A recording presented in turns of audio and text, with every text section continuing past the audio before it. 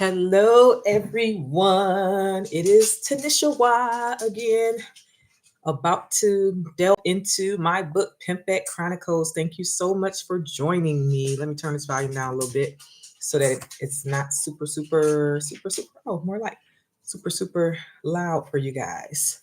And let me just adjust my hair. Got to look semi fabulous. I'm having a bad hair day. It's a lot going on. A lot going on.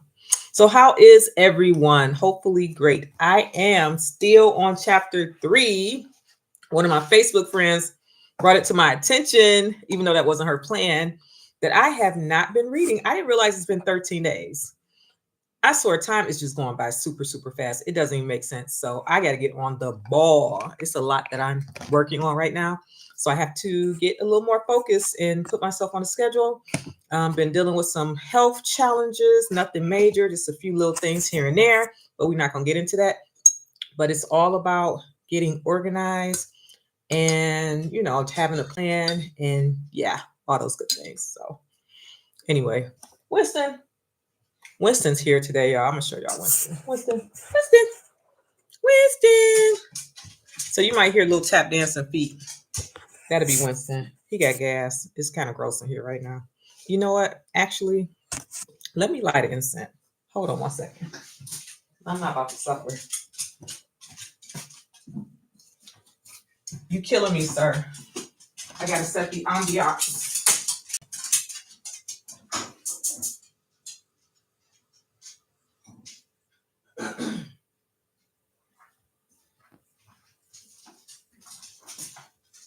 What is my this?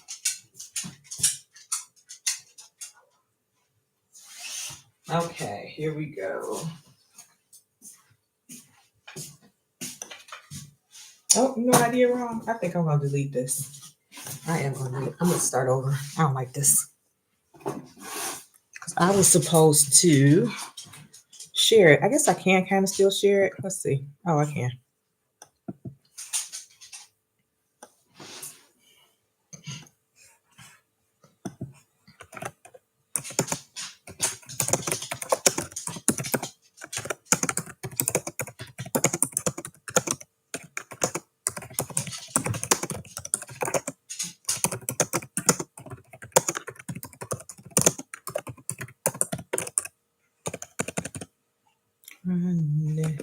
Chronicles.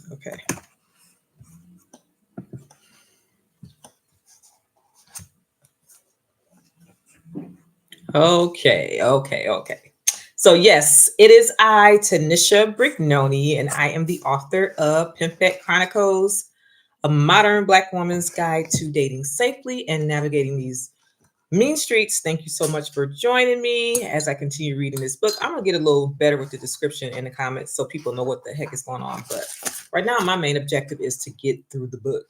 And I was planning on reading like once a week, and it's just has not been going that way. So let's get back into it. So we are on chapter 3, section entitled Exit Strategy. Is this chapter 3? Chapter 3 is long. Wait a minute. Let's see. Yep, it's long. Okay. So exit strategy. Let me get a little sip of my nettle tea. Gotta have my nettle tea. Okay. Sit. Sit down. Hey, sit. Sit down, Winston. Sit down, little boy. Sit down, Winston. Good boy. Stay there. Sorry about that. When you first meet a man, I want you to find out exactly what he has to lose. Where did this light come from? I don't know what happened. All of a sudden, it just got super bright in here. I don't know. Whatever. Okay. When you first meet a man, I want you to find out exactly what he has to lose. Men who already have a good or decent life are not quick to throw it away due to a failed relationship. Most men who are happy with themselves know they can always get another woman. After all, the woman to man ratio is in their favor. Some of the things that I take note of when evaluating a potential mate are: does he have family members that he's close to? Does he have children or a child that he is close to, loves, and speaks of frequently? Does he like or love his job? Does he seem happy with himself, proud, confident, etc.? Is he financially secure? Not necessarily rich, but not broke. Does he seem sad, anxious, or depressed at all? Does he own nice things that he is proud of? A house, a nice car, etc.? What type of life has he lived thus far? Has he been to prison, homeless, abused, etc.? If he has been to prison, does he speak of what he learned or how horrible his experience was? Has he grown from this experience? Does he seem like he has low self esteem, walks with his head down, seems uninterested, criticizes himself, is insecure, etc.? Is he dealing with hardships in his life or on probation, a DUI issues, financial issues, child support, baby mama drama, job stressors, health issues, any serious issues? I think something, what happened? Because it's a lot of light in the back. It's blown out. Whatever. Men who are not in a great place in life should refrain from dating, but too many are looking for a way to feel better about themselves and choose women as a way of doing so. A long-standing practice has always been to date any woman simply for his own gratification. I cannot stand. I went to school for film, and this lighting is just. Oh my God, this video has a lot of interruptions. Okay, I promise it's the last time. Did that help some? Too dark. Yep, that's what it was. The sun must have moved. Okay, I promise I will not do that again. Okay. Men who are not in a good place in life should refrain from dating, but too many are looking for a way to feel better about themselves and choose women as a way of doing so. A long-standing practice has always been to date any woman simply for their own gratification. When dating, it is wise to wonder what his objective is while still being certain of your own. Unfortunately, we cannot expect unhealed men to heal themselves before coming at us, so we have to try and dodge them like the plague. It is not your job to fix a man upon arrival. Repeat after me. It is not your job, or we're going to say, it is not my job to fix a man upon arrival. To ensure that you are never looked at as an easy target or potential victim, there are plenty of things that you can do or say to make him think twice before stepping towards you. I had stepping to you, and the editor put stepping towards you. That ain't right. Here are some of my favorites. Make it no secret that you have men in your life who love and care about you. Even if you are not close to your brothers, uncles, cousins, etc., he does not need to know that. Let it be known that you have a crazy cousin, even if you don't, or that you have a nephew on the police force. If you can, have him meet some of them as early as possible. If they won't embarrass you, of course. Take self-defense classes, martial arts, kickboxing, etc., and speak up what you learned with excitement. Some men are intimidated by strong women, and some are turned on by them. For our purposes, we do not want the ones who are easily intimidated. Get your CPL or CCW and let him know you are licensed to kill. You don't have to come off as G.I. Jane, but let a dude know you have no problem busting a cap in that ass if need be. A lot of men nowadays have theirs as well, so he should not be worried at all and will most likely see you as an asset. I don't need to remind you that if you have small children, never leave your gun where they can get it, and make sure you are properly trained and practice shooting often. Never pull out your gun unless you are certain you need to use it. In the beginning, if you live alone, lead him to believe that you have a roommate who lives with you or a friend or relative who stays at your house sometimes, and do not let him know where you live until you are certain you want to keep him around and you feel safe with him.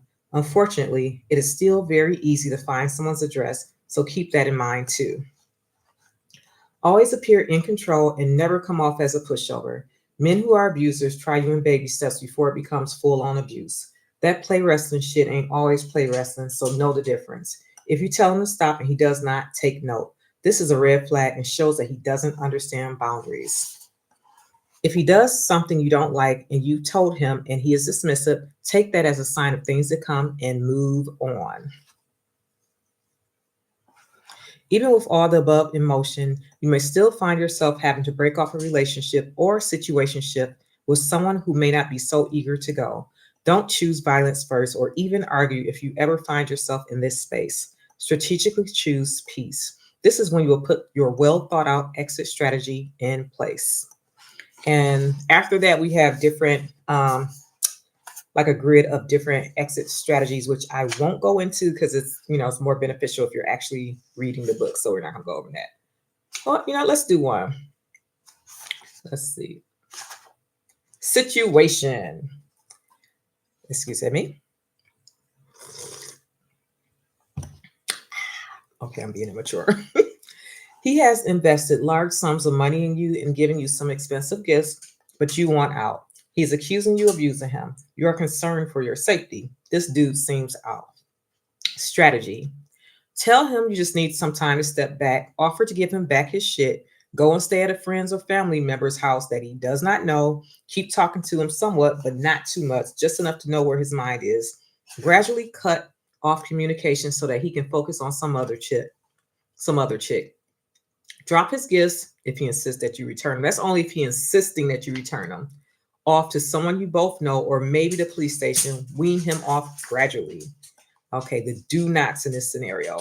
Do not argue with him, belittle him, or attack his character or manhood.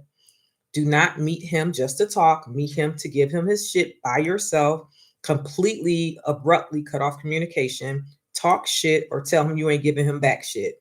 Do not show any weakness or fear. Do not show any weakness or fear. So that's one of the exit strategies if you're dealing with a lunatic who spent some money on you, basically. And that's like on the extreme side. So if you're dating someone and they start throwing up, the stuff that they did for you, and they feel like you didn't use them and all this other scenarios and stuff, because some of these dudes are petty like that, then you want to get out of that safely and cautiously. Okay. Let's see. Remember, your exit strategy is unique to your situation and develops the more you get to know him. Once you know his temperament, you must use your wit and instincts to leave a relationship peacefully. Sometimes you may have to make the man break up with you just to spare his bruised ego. I've done that before. Whatever you need to do to get out, do it. There are plenty of women in prison because they let domestic violence situations get out of control and end up taking the life of their abuser. Please know that the biased injustice system often shows no mercy to these women. Sadly, some women will unfortunately still end up dead.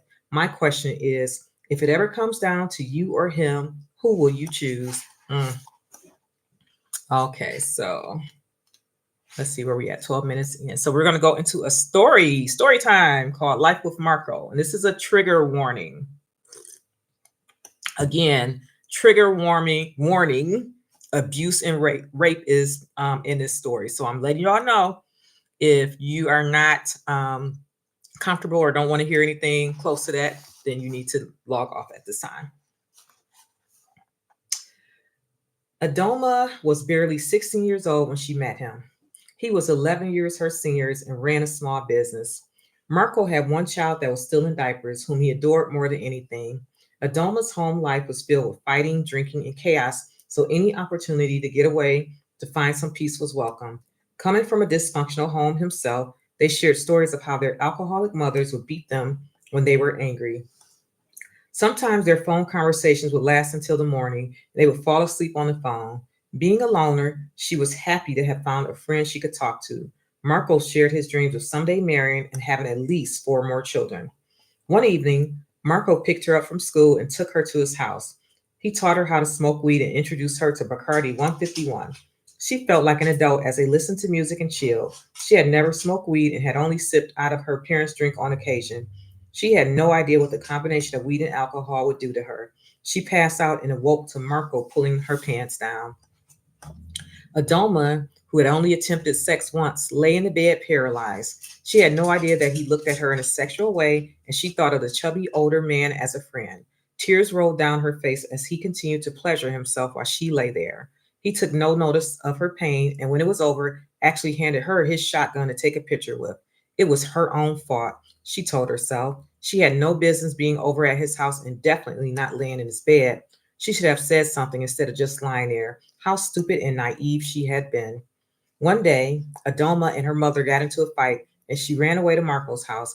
He urged her to return home, but she said she could no longer live there. The abuse was getting worse, and her mother had bit her so hard that she had a huge bite mark on her arm. The beatings had evolved to the point where she had to start defending herself. She knew it was wrong, but it was hard to just lie and take a beating from a drunken woman who appeared to hate her, she said. Adoma knew she could not. Adoma knew she could never win, but at least she could get her off of her. If she at least tried.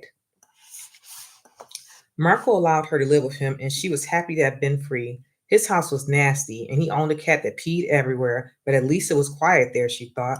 When she moved in, she cleaned everything and made the place a home. She had always been very independent, so she knew how to cook and clean like Miss Seeley from The Color Purple. She would eventually get used to the grotesque sex that came with him. It was better than the chaos and misery at home. In the beginning, Marcos would take her to and from school because he said he wanted her to continue her education.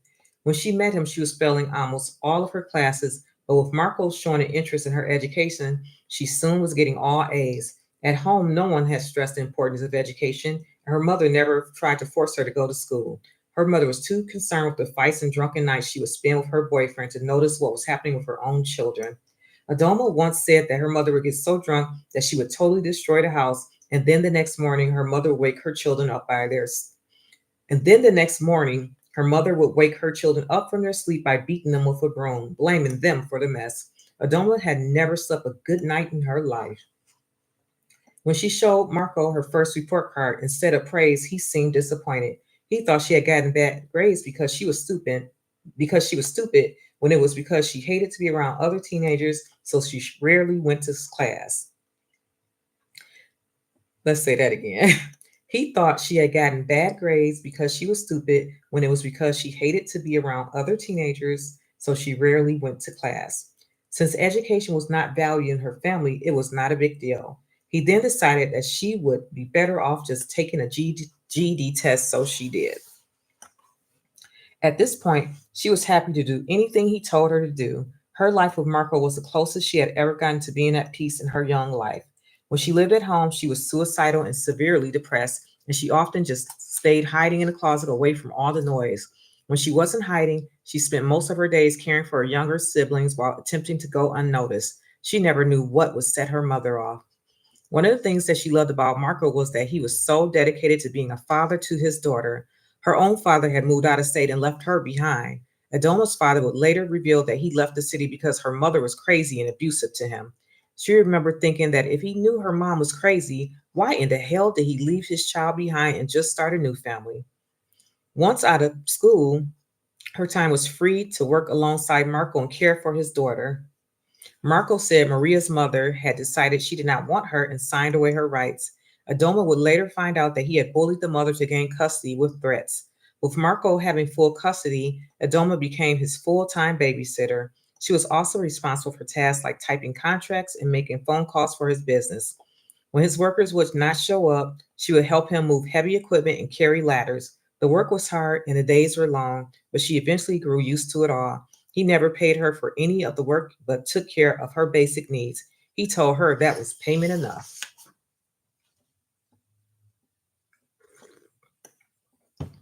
The years flew by, and Adoma was now 19. Life with Marco was different, but not necessarily better than her life at home had been. At least Marco never really physically hit her, just an occasional shake and smack every now and then, she said. She would always fight him back, but he was 3 times her size. Again, she could never win. Sometimes when he was angry, he would call her all kinds of sluts and bitches and tell her she wasn't shit. This only made her want to show him otherwise. Now, let's not pretend that Adoma was completely innocent, nor was every argument Marco's fault. But since she had grown up in a house where the parents argued all the time, she thought this behavior was normal. It would call him fat bastards, bitches, punks, and her lowest blow was once telling him his mother was in hell sucking the devil's dick. Marco's mom was once a prostitute.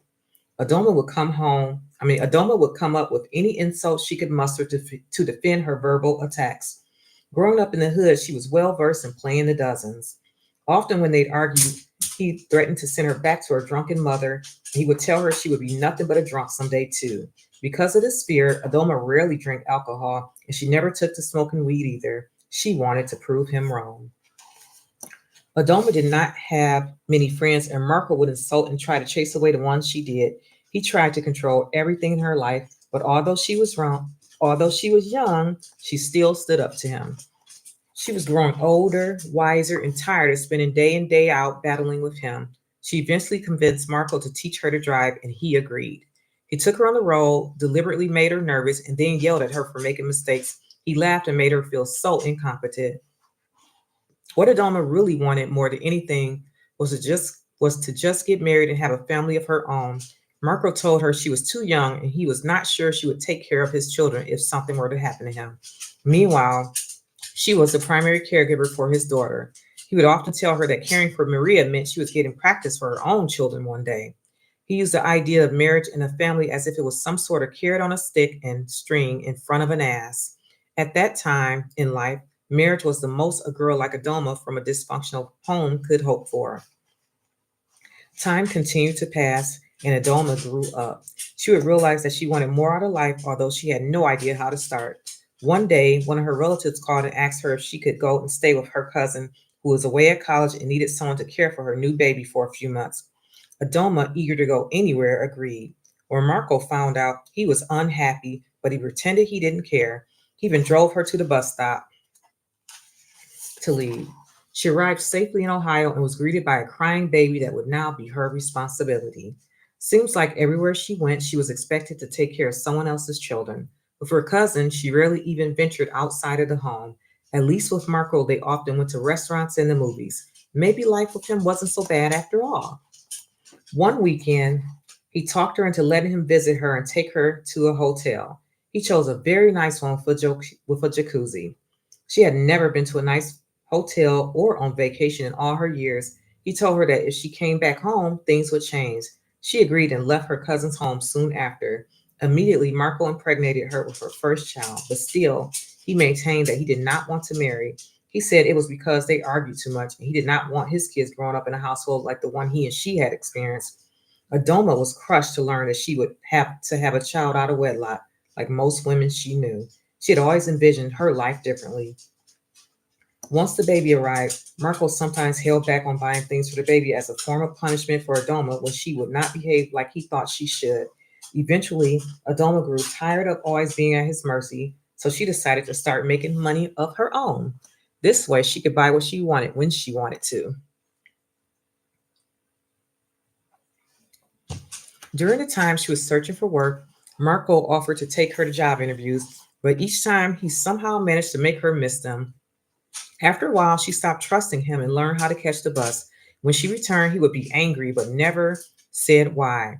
Soon Adoma was able to get a great job working at a hospital. They were so impressed by her test scores that they hired her on the spot.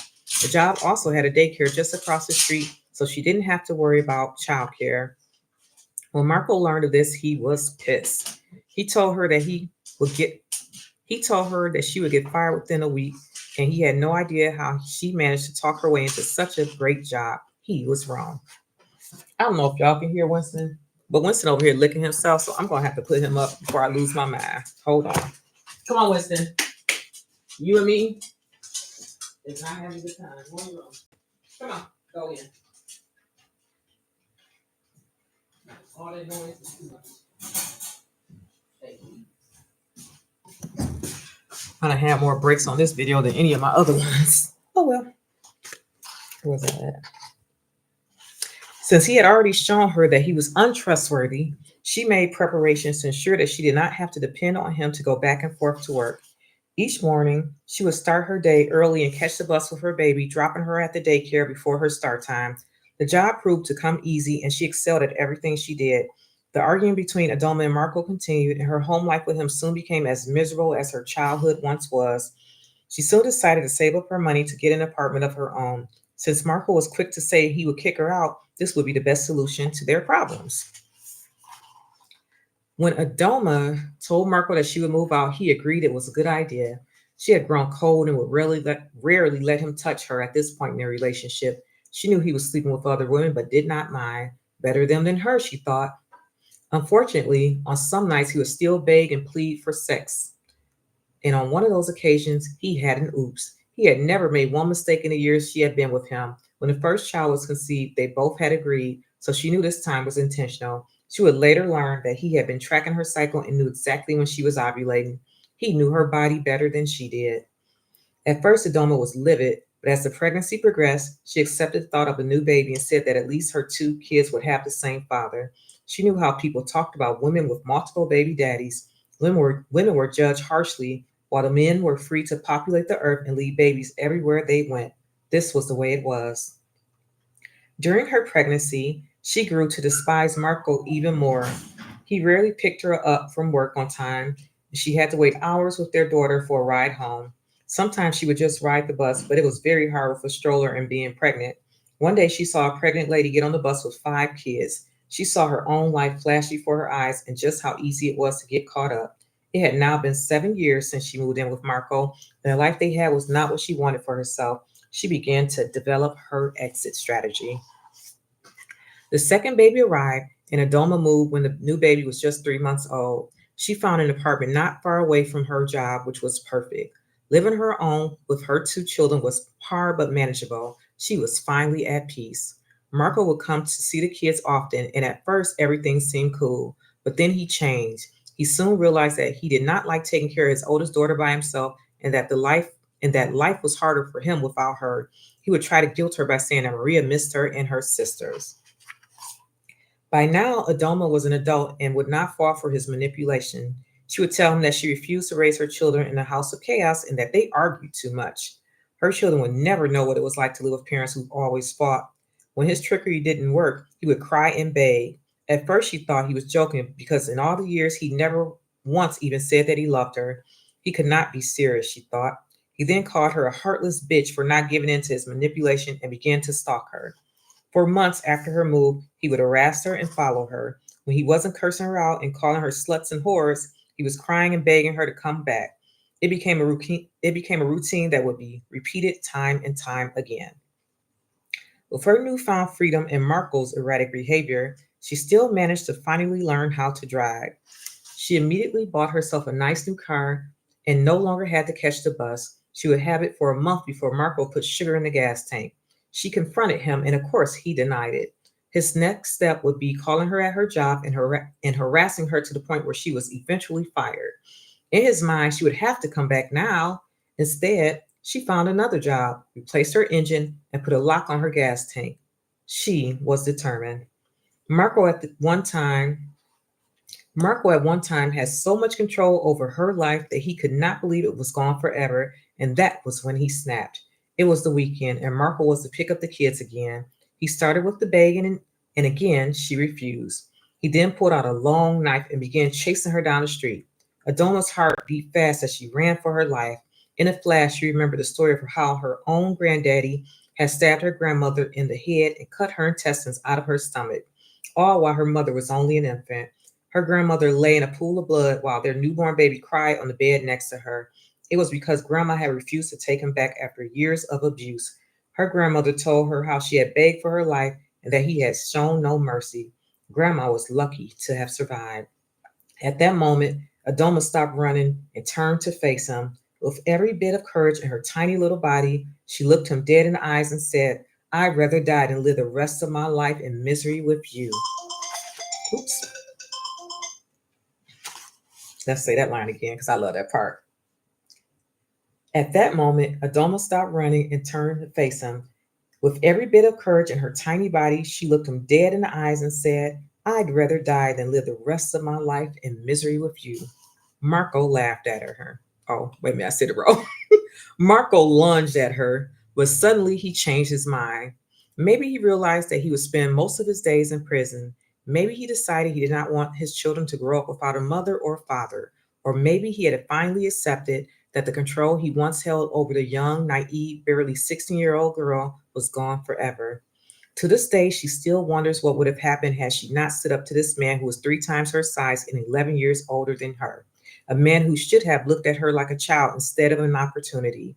She wonders what life would be like for the two beautiful young women she raised by herself, who now have children and families of their own. To this day, she wonders what made Marco change his mind. Oh, how she wonders. And that concludes chapter 3 of Pimpette Chronicles, a modern Black woman's guide to dating safely and navigating these mean streets. I am the author and your host, Tinisha Brignoni, and this concludes this chapter. So I will be back again with chapter 4, hopefully sooner than later. Let's give me a couple days, y'all. I'll be back with chapter 4, which is choosing your partner, and we'll go over some very specific ways to choose a healthy partner or a healthy mate in your life. Thank you so much for joining me, and have a good one. Ta ta.